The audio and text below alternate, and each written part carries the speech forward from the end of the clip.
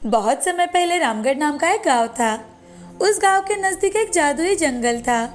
उस जंगल में जाने के लिए लोग हमेशा ही डरते थे, क्योंकि उस जंगल में जो भी एक बार जाता वो वापस नहीं आता था। इसीलिए कोई भी उस जंगल में जाने की हिम्मत नहीं करता था। एक दिन सोना और मोना नाम की दो सहेलियां घूमने के लिए निकलती है। घूमते घूमते वो जादुई जंगल में चली जाती है। वहां जंगल में जाने के बाद वो जो अद्भुत नज़ारा देखती है तो वो देखती ही रह जाती है। जंगल बहुत ही खूबसूरत है। वो दोनों जंगल देखती है तो देखती ही रह जाती है। सोना और मोना जंगल की खूबसूरती देखते देखते दोनों सहेलियां अंदर तक चली जाती है। अंदर जाने पर एक जगह रुक जाती है। उनके सामने दो रास्ते होते हैं। एक रास्ता होता है जहाँ उजाला फैला होता है और दूसरे रास्ते पर अंधेरा छाया होता है। ये देख सोना मोना से, यहाँ तो दो रास्ते हैं, हमें कौन से रास्ते से जाना चाहिए? यहाँ तो कुछ समझ नहीं आ रहा। दोनों सोच ही रही थी, तभी उनके सामने एक जादूगरनी आ जाती है और जादूगरनी उन दोनों से, तुम दोनों का इस जादुई जंगल में स्वागत है। यह एक अच्छाई का रास्ता है और एक बुराई का रास्ता है। तुम दोनों को अपने लिए एक रास्ता चुनना होगा। सच्चाई के रास्ते पर एक बुढ़िया मिलेगी जो कि तुम्हें बहुत ही अनोखा ज्ञान देगी। वो ज्ञान तुम्हारी जिंदगी को पूरी तरह से बदल देगा। यह एक सच्चाई का रास्ता और ये दूसरा बुराई का। तो हमें बुराई के रास्ते पर जाकर क्या मिलेगा? बुराई के रास्ते पर तुम्हें एक चुड़ैल मिलेगी। उसके पास ढेर सारा खजाना है। कहो, अब तुम दोनों में से कौन सा रास्ता चुनोगी? मैं तो खजाना लेने के लिए बुराई के रास्ते से जाऊंगी, क्योंकि दुनिया में दौलत ही सबसे अहम है। हे जादूगरनी, मैं बुराई के रास्ते से ही जाऊंगी। मुझे बेकार के ज्ञान की कोई ज़रूरत नहीं है। और तुम सोना, किस रास्ते से जाना चाहोगी? हे जादूगरनी, मैं अच्छाई के रास्ते पर जाऊंगी। मेरी माँ ने सिखाया है कि इस दुनिया में ज्ञान से बढ़कर कोई चीज़ नहीं है। दोनों सहेलियाँ अपना अपना रास्ता चुन लेती है। सोना अच्छाई के रास्ते पर चली जाती है और मोना बुराई के रास्ते पर जाने के लिए निकल जाती है। सोना बहुत अंदर तक चलते हुए जाती है। सोना को बहुत दूर चलने के बाद एक बूढ़ी औरत दिखाई देती है। वो बूढ़ी औरत सोना को घर के कुछ काम करने के लिए कहती है। सोना खुशी खुशी बूढ़ी औरत के सारे काम कर देती है और बूढ़ी औरत सोना पर खुश होकर उसे ढेर सारी ज्ञान की बातें बताने लगती है। सोना उस बूढ़ी औरत की बातें बड़ी मन लगाकर सुनती है। दूसरी ओर मोना बुराई के रास्ते पर चलती है।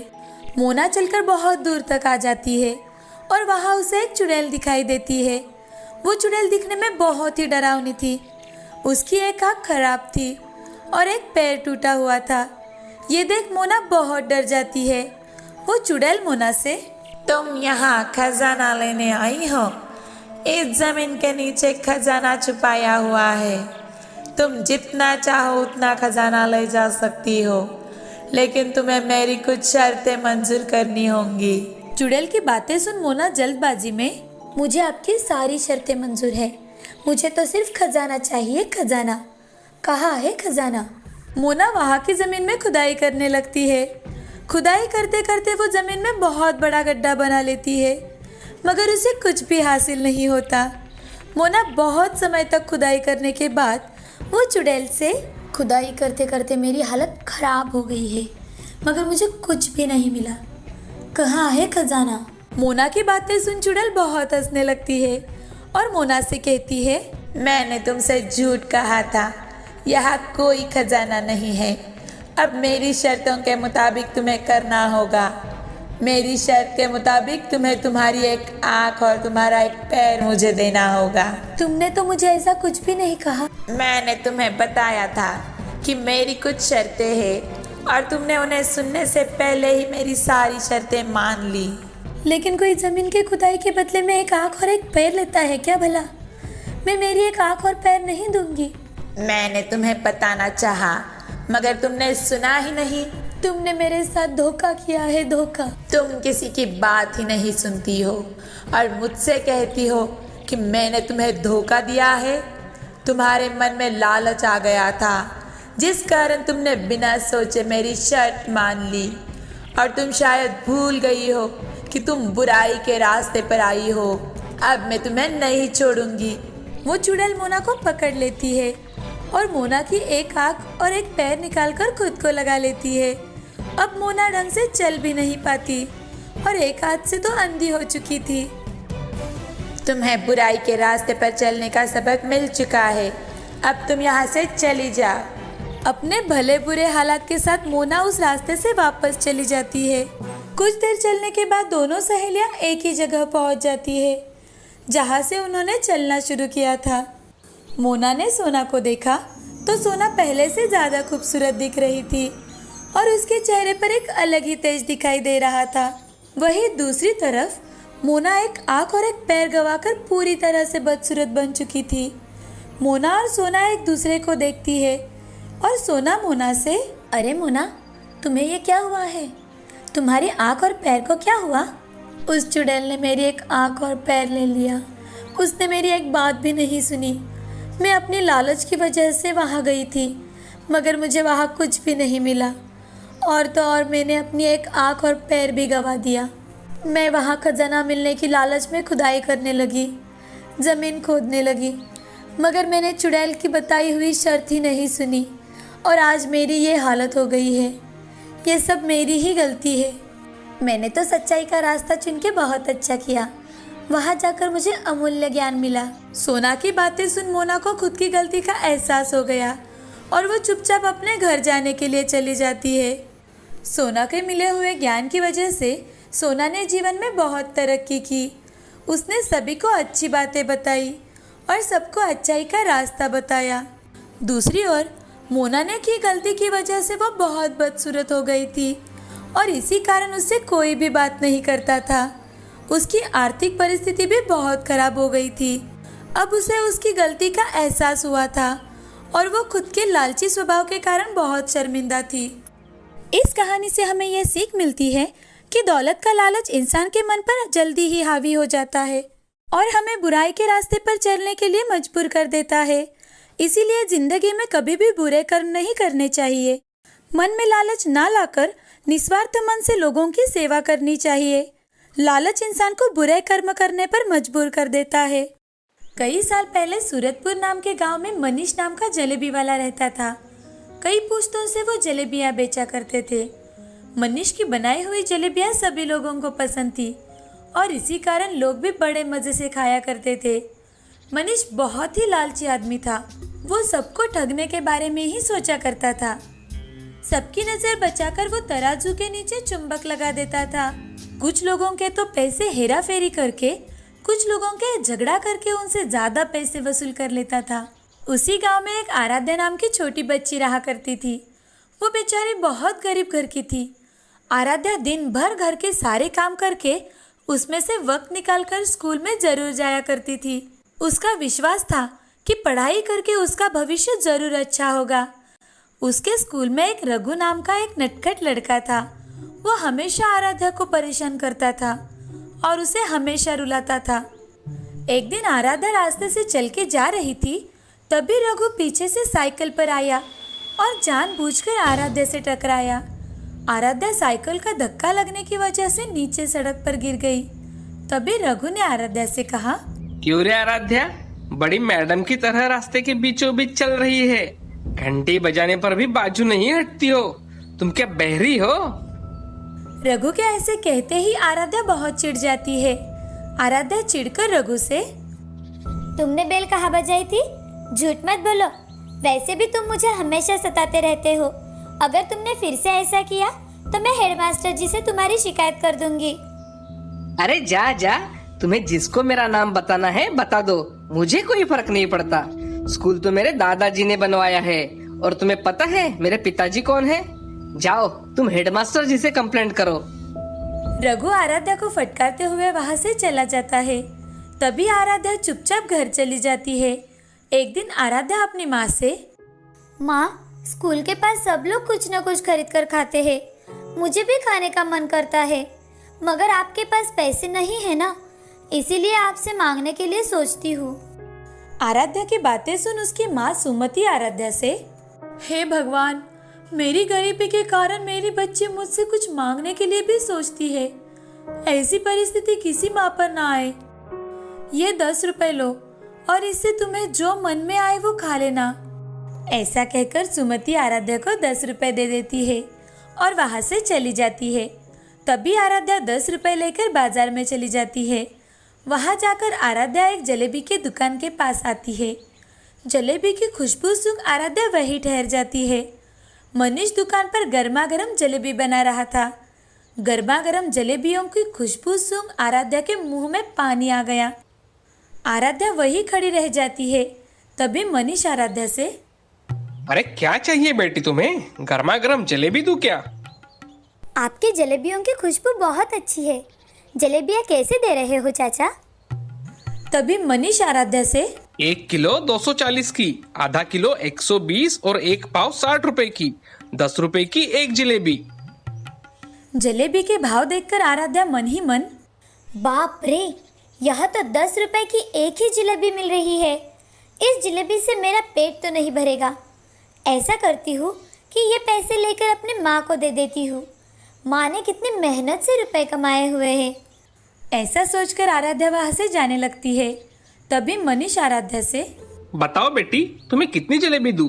मुझे जलेबी नहीं चाहिए चाचा, मैं तो सिर्फ देखने आई थी। अभी के अभी मुझे 10 रुपए दो, नहीं तो मैं तुम्हें यहाँ बांध कर रखूंगा। उसकी बातें सुन आराध्या बहुत डर जाती है और आराध्या मनीष से, चाचा, मैंने आपकी दुकान से कुछ भी नहीं लिया और मैं आपको किस चीज़ के पैसे दे दूँ? तुम कब से मेरे दुकान के सामने खड़ी होकर जलेबियों की खुशबू ले रही हो और मुझसे ही कह रही हो मेरे जलेबियों की खुशबू लेने के भी पैसे लगते हैं, समझी? मैं कहाँ से दूँ चाचा, मैं बहुत गरीब हूँ।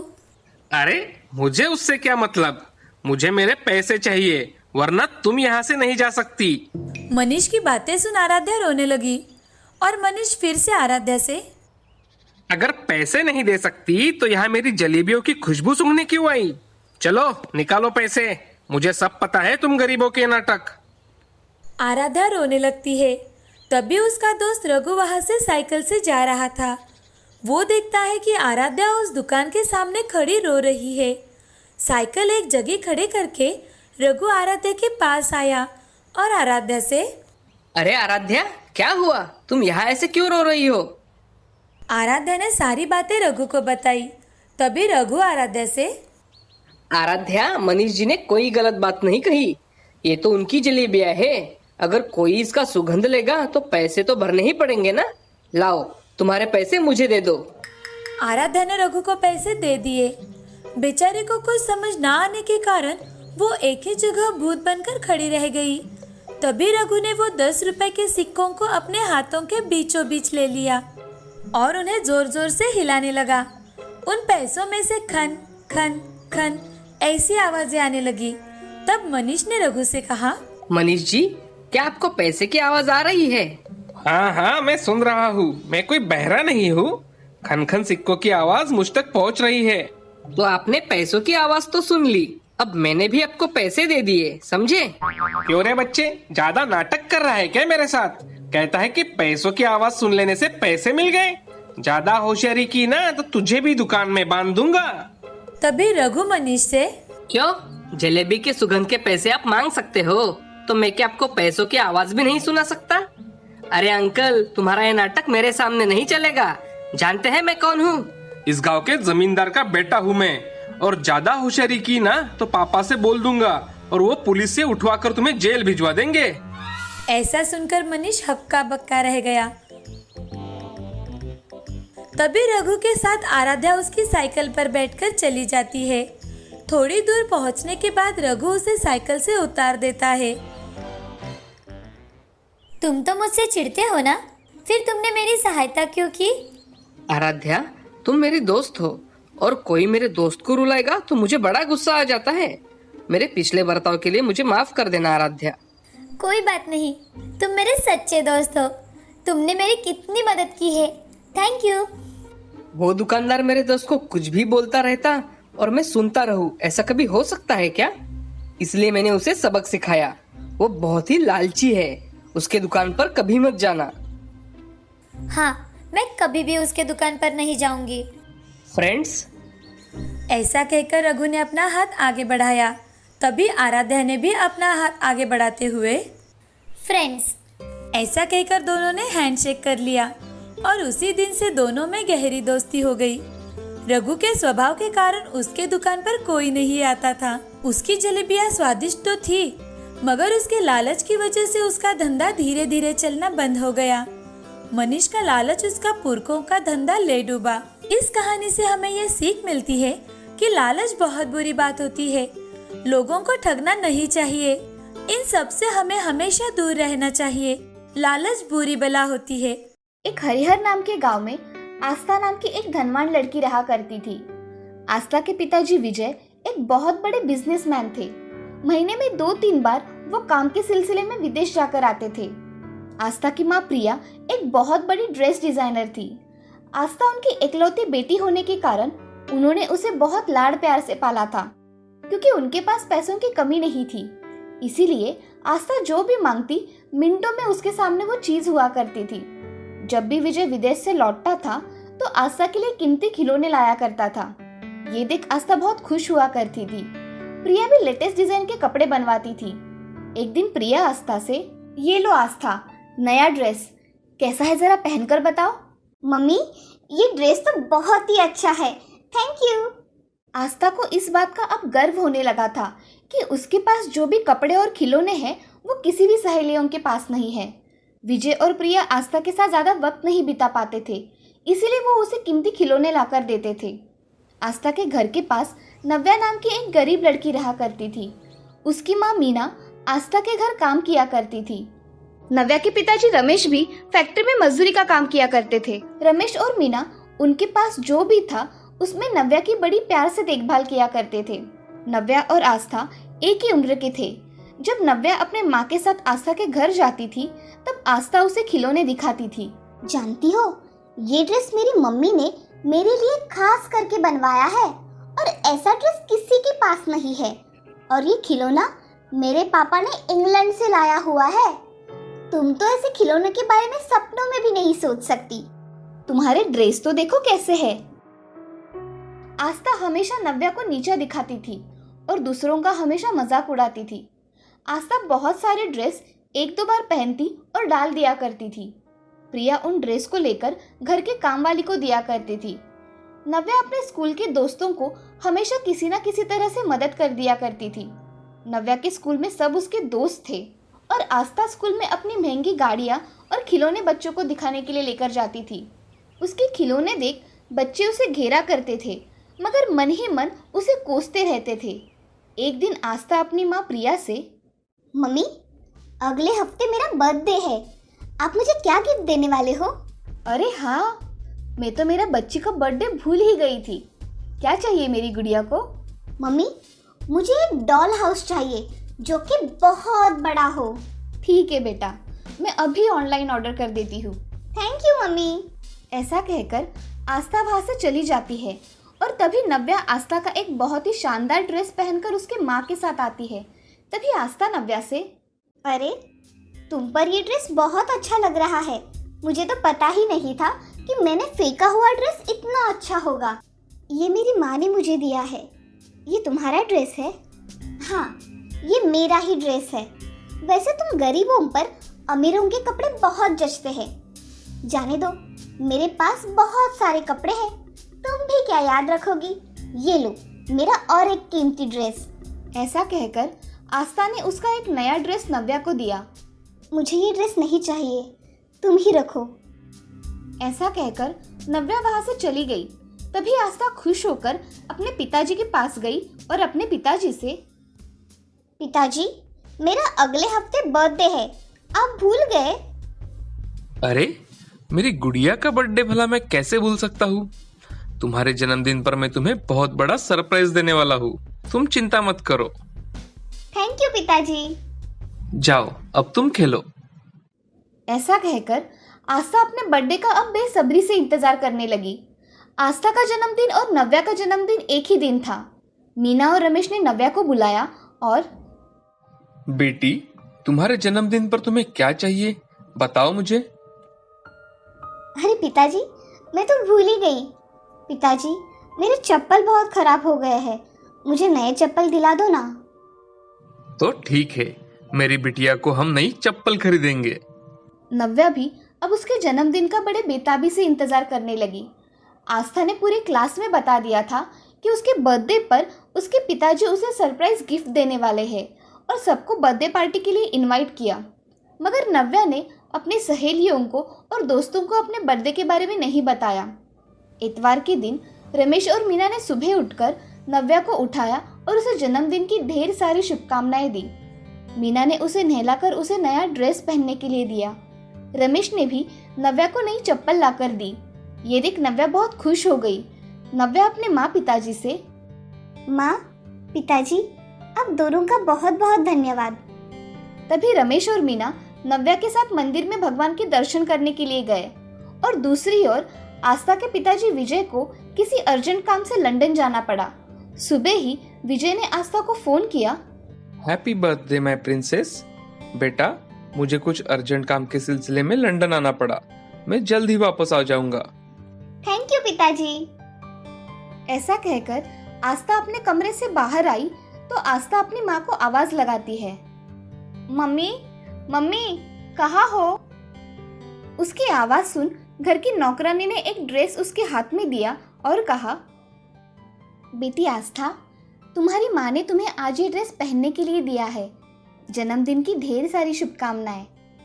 धन्यवाद चाची। मम्मी कहाँ है? बेटी, माँ को सुबह ही अर्जेंट काम की वजह से बाहर जाना पड़ा। तुम नहाकर तैयार हो जाओ। जी। आस्था जा रही थी तभी फिर से फोन बजा। आस्था ने जल्दी जाकर फोन उठाया तो प्रिया फोन पर बात कर रही थी। Happy birthday princess. मेरी बच्ची, मैं आज सुबह अर्जेंट काम होने की वजह से ऑफिस आई हूँ। मैं शाम तक घर आ जाऊंगी। तुम तैयारी करके रखना। ठीक है मम्मी। ऐसा कहकर आस्था ने फोन रख दिया और अपने कमरे में जाकर रोने लगी। उसे आज बहुत बुरा लगा। शाम को आस्था का घर बर्थडे पार्टी के लिए सजाया गया। उसके लिए वहां बहुत सारे तोहफे रख दिए गए। हॉल के बीचों बीच एक बहुत बड़ा केक रखा हुआ था। बच्चों को खाने के लिए अलग अलग तरह के पकवान, स्नैक्स, स्वीट तथा आइसक्रीम भी रखा हुआ था। तभी आस्था वहां नया ड्रेस पहनकर आई और उसके सारे दोस्तों ने उसको जन्मदिन की शुभकामनाएं दी। थोड़ी देर बाद आस्था अपने माँ का इंतजार करने लगी, मगर प्रिया जल्दी नहीं आई। आस्था के सारे दोस्त वेट करके थक गए। तभी एक दोस्त आस्था से, आस्था, तुम्हारी मम्मी को आने में बहुत देर हो जाएगी। हमें अभी हमारे घर जाना चाहिए। बाय। ठीक है, बाय। ऐसा कहकर सारे दोस्त वहां से चले जाते हैं। तभी प्रिया का आस्था को फोन आता है, बेटा, मुझे आने में थोड़ी और देर हो जाएगी। तुम तुम्हारे दोस्तों के साथ अपना जन्मदिन मना लेना, ठीक है? सॉरी बेटा। आस्था गुस्से से फोन काट देती है और अपने कमरे में जाकर रोने लगती है। इधर नव्या के घर उसके दोस्त नव्या का जन्मदिन याद रखते हुए उसके लिए छोटे छोटे तोहफे लेकर उसके पास गए। तभी मीना ने सभी बच्चों के लिए बिरयानी और खीर बनाई थी। मीना ने खुद के हाथों से नव्या के लिए केक बनाया था। थोड़ी देर बाद नव्या और मीना आस्था के घर बर्थडे की बधाई देने के लिए गए। वहां पर जाते ही आस्था कहीं नहीं दिखी तो नव्या उसके कमरे में चली गई तो आस्था वहां रो रही थी। ये देख नव्या, क्या हुआ आस्था, तुम ऐसे रो क्यों रही हो?